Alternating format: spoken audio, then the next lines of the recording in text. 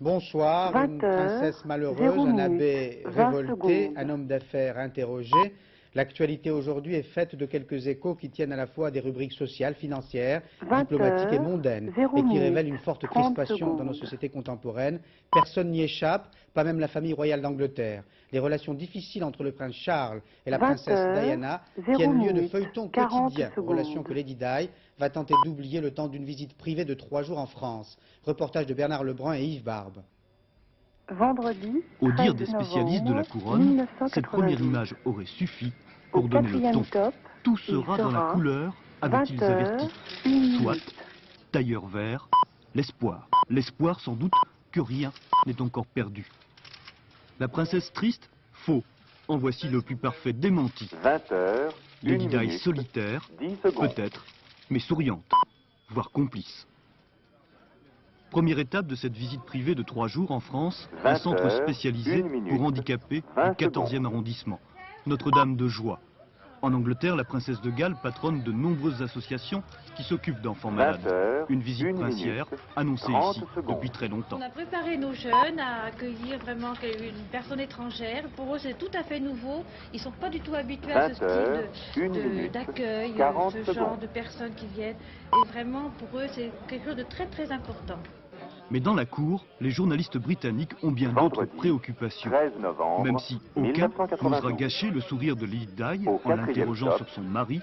Bref, de Charles, personne ne parle, mais tout le monde y pense, y compris les curieux.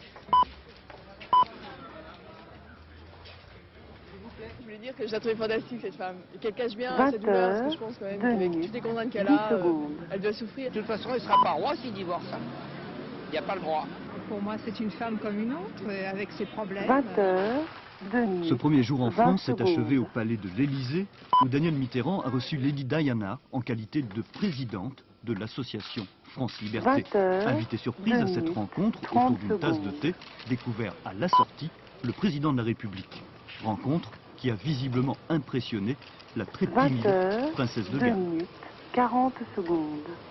En se rendant aujourd'hui dans notre pays, Lady Di doit constater que la République, comme la monarchie, n'échappe pas au tracas en tout genre. Mais il est vrai qu'en France, on répugne pour l'instant du moins à étaler dans les gazettes la vie privée et sentimentale de nos princes, alors qu'en Angleterre, Christian-Marie Monod. 20h, 3 minutes. Deux mains agacées, silencieuses. L'indifférence du couple princier. Entre Charles et Diana, l'amour semble avoir disparu. Lady Diana n'en continue pas moins ses activités, sourire un peu crispé, émotion contenue. La presse populaire britannique prétend que la cour connaît la situation. Dernière révélation, l'enregistrement d'une conversation très intime entre le prince Charles et une amie de toujours, Camélia, qu'il connaît depuis 20 ans. Alors quel avenir pour le couple princier? Ils restent mariés mais décident d'une séparation officieuse. Cela ne pose pas de problème. Mais si la séparation est officielle, alors cela devient vraiment très explosif. 40 secondes. Diana a bien l'intention de poursuivre ses activités de future reine, avec rencontre de personnes âgées, de malades du sida ou de drogués. Une façon de bien montrer qu'elle n'est pas une midinette de conte de fées, pas question d'abdiquer. 20h, Ce voyage en France représente beaucoup pour elle. Cela fait partie de ses devoirs de princesse qui remplacent en ce moment un manque évident d'affection. La reine d'Angleterre, Elisabeth II, dissimule son agacement. Mais demain, le prince de Galles, futur Charles III, fêtera seul ses 44 ans loin de son épouse. 20h, 4 minutes.